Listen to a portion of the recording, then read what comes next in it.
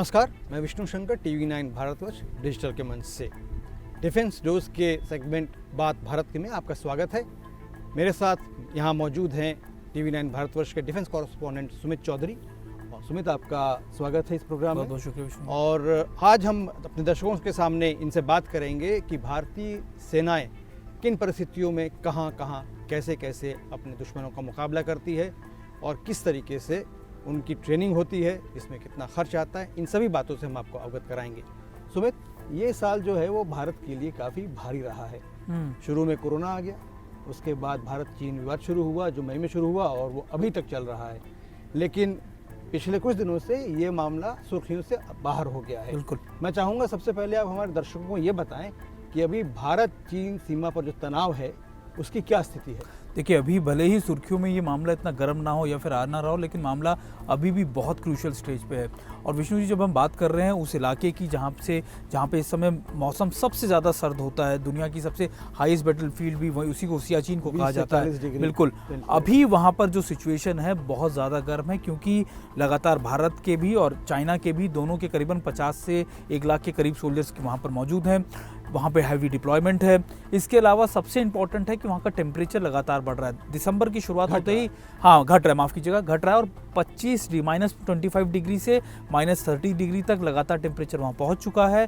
और अभी जो हालात है वो बहुत ज़्यादा बिगड़ रहे हैं, क्योंकि इतनी ऐसी डिप्लॉयमेंट या फिर ऐसी स्थिति के अंदर वहाँ पर सेनाएं कभी नहीं रुकी, क्योंकि अक्सर वो नीचे आ जाया करती थी या फिर नीचे वाली पोजीशन पे आ जाती, लेकिन अभी स्टैंड ऑफ लंबा खींच रहा। और ये दोनों देशों के इतिहास में सबसे बड़ा स्टैंड ऑफ होगा अगर आगे खींचता है, क्योंकि अभी भी जनवरी फरवरी से पहले भी चीज़ें नहीं बदलने वाली। क्योंकि अगर एग्रीमेंट हो भी जाता है, अगर बातचीत पर सहमति बन भी जाती है विष्णु जी, तब भी इसमें 1 से 2 महीने का वक्त लगेगा। सहमति पर मैं बाद में आऊँगा। पहले मैं अपने दर्शकों को ये बता दूँ कि सुमित उन कुछ पत्रकारों में से हैं जो कि लद्दाख में इन विषम परिस्थितियों में रह के वहाँ सैनिकों पर क्या बीतती है इसका अनुभव स्वयं कर चुके हैं।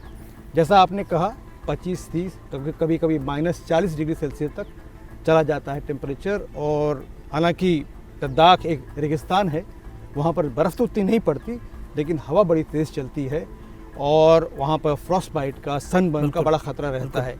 आपने जब वहाँ देखा सैनिकों को, वो किस तरह की परिस्थितियों में रहते हैं? देखिए, वहाँ 2 बड़े चैलेंजेस हैं अभी स्टैंड ऑफ पे।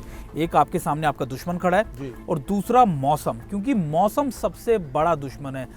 ऑक्सीजन लेवल बेहद कम होता है, बहुत मुश्किल होता है वहाँ सर्वाइव करना। और ऑक्सीजन लेवल जब कम होता है तो आपकी बॉडी में आपको भूख नहीं लगती, आपकी सोचने की शक्ति खत्म हो जाती है, आप ज़्यादातर परेशान हो जाते हैं, या फिर उसकी जो आगे की प्रॉब्लम्स होती हैं वो बहुत बेसिक प्रॉब्लम होगी, लेकिन आपको बाद में पता लगेगा कि प्रॉब्लम कितनी ज़्यादा बढ़ गई। और आप जिस तरीके से कह रहे थे, पीने का पानी, आदमी जब इतनी ठंड में पिएगा नहीं पानी, ऑक्सीजन लेवल नहीं बढ़ेगा और उसकी पानी के अंदर उसकी बॉडी में मिनरल्स नहीं पहुंचेंगे, तो ये लगातार स्थिति बहुत ज़्यादा विपरीत होती है, बहुत मुश्किल होती है। यही वजह है कि करीबन 2 से 3 महीने मैक्सिमम किसी सोल्जर को हाइट पे रखा जाता है।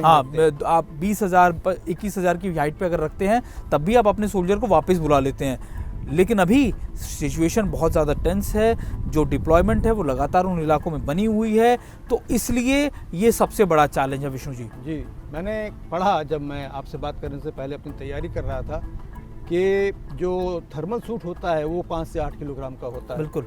इसके अलावा जो सोल्जर्स की किट होती है और जो राइफल होती है वो 15 से 18 किलो और, यानी कि लगभग 36 किलोग्राम का वेट लेकर के उस विषम परिस्थिति में सैनिक पेट्रोल करता है। उसके बाद पसीना निकलता है और पसीना धीरे धीरे फिर बर्फ़ में परिणत हो जाता है, तो चाहे वो ग्लव्स में हो चाहे बूट्स में, और उससे फिर फ्रॉस्ट बाइट का खतरा बहुत बढ़ जाता है। बिल्कुल। तो इस परिस्थिति से जूझने के लिए इसका उपचार वगैरह किस तरीके से होता है वहाँ? देखिए, करीबन एक सोल्जर को वहाँ पर 72 चीज़ें दी जाती हैं। मतलब एक सोल्जर के पास जो सारे गियर्स होंगे उनके 72 गियर्स होते हैं, जिसमें उसके चाहे स्नो ग्लासेस हों, चाहे उसके आप बैक पैक कर लीजिए आपके, या फिर उसके 3 लेयर आप सूट कह लीजिए जो ऊपर से लेके नीचे तक होता है। ये करीबन 72 चीज़ें उसको दी जाती है। और एक सोल्जर के कपड़ों पर करीबन 1.5 लाख का खर्चा अनुमान आता है जो उसकी पूरी किट होती है। उसमें इम्पॉर्टेंट ये होता है विष्णु जी कि वो इसके अलावा जो वो खाएगा पिएगा, उसको बताया जाता है कि आपको हाथ बाहर निकाल के नहीं सोना अगर आप सोते हैं रात को, आपको कोई भी सिचुएशन में अपने किसी भी बॉडी पार्ट को एक्सपोज नहीं होने देना, यानी हवा के संपर्क में ना आ जाए, क्योंकि फ्रोज बाइट के अंदर आपके उस अंग को या उस एरिया को काटना पड़ता है या फिर उसको हटाना पड़ता है। ये सबसे बड़ा चैलेंज। और अभी पूरी दुनिया की हम बात करते हैं, पूरी दुनिया में सबसे टफेस्ट बैटलफील्ड कहा जाता है इसको। और 62 में आप मान लीजिए इन्हीं इलाकों के अंदर हमारी सेनाओं ने जंग लड़ी थी, और दिक्कत ये थी कि उस समय हमारे पास इक्विपमेंट नहीं थे, लेकिन धीरे धीरे चीज़ें बढ़ाई गई। लेकिन अभी भी जो सिचुएशन है वो ऐसी है कि हमारे पास जो इक्विपमेंट है वो पहुंचाना, सैनिकों को देना और वहाँ पर बैठे रहना, ये सबसे बड़ा चैलेंज है विष्णु जी। तो दर्शकों को हम ये भी बता दें कि चीज़ें इतनी ठंडी होती हैं कि सैनिकों को बोला जाता है कि किसी भी तरह के किसी भी चीज़ को जो कि एक्सपोज्ड है उसको वो अपने नंगे हाथों से न छुएं, क्योंकि कुछ सेकंड के भीतर ही वो चीज़ आपके हाथ में चिपक जाएगी और फिर उसको आपके हाथ से अलग करने का तरीका सिर्फ और सिर्फ सर्जरी है, उसके अलावा कुछ नहीं है। तो आप समझ सकते हैं कि कितनी कठिन परिस्थिति होगी।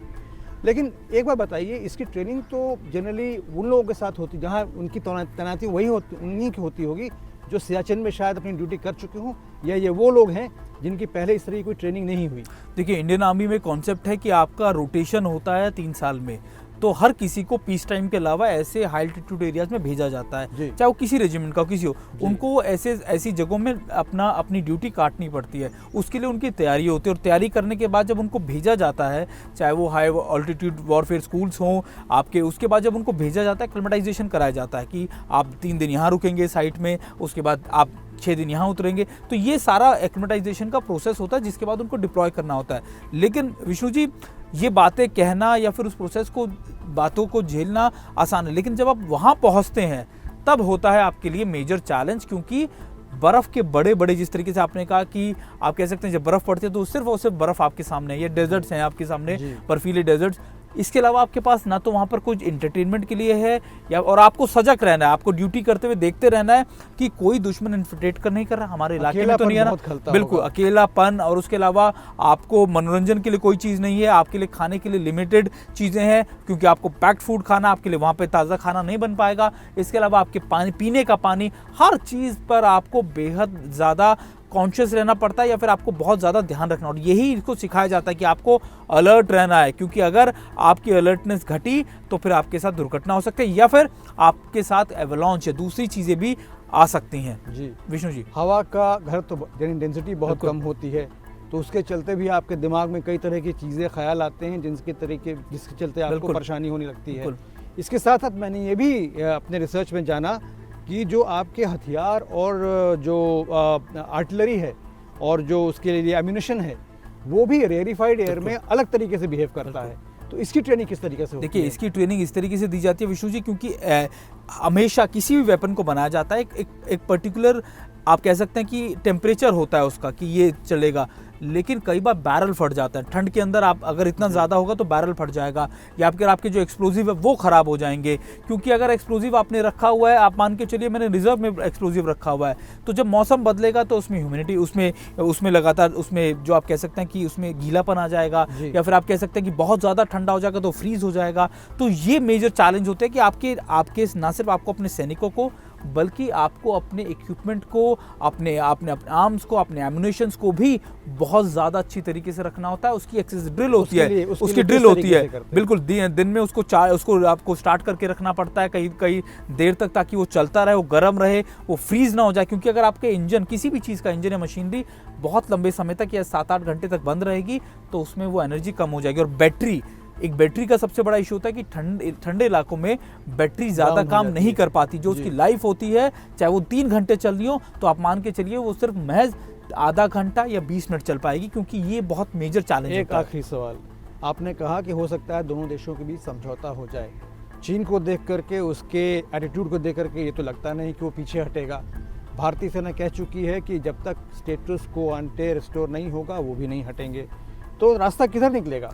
देखिए, रास्ता तो बातचीत से ही निकलेगा। जितनी दुनिया में बड़ी जंग हुई, चाहे उससे पहले या उसके बाद, हमेशा बातचीत ने ही मामलों को सॉल्व किया है।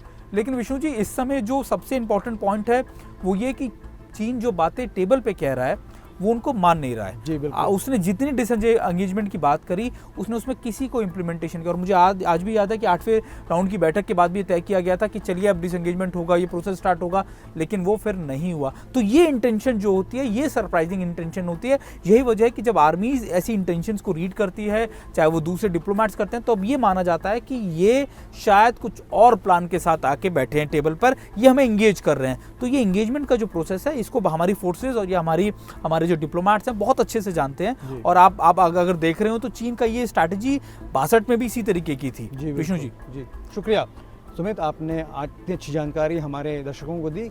हम आगे भी अगले हफ्ते से भी आपको लगातार इस तरह की जानकारी देते रहेंगे। हमारे साथ बने रहिए। और एक और बात, अभी सभी ताज़ा तरीन खबरों के लिए हमेशा देखते रहिए TV9 भारतवर्ष। शुक्रिया।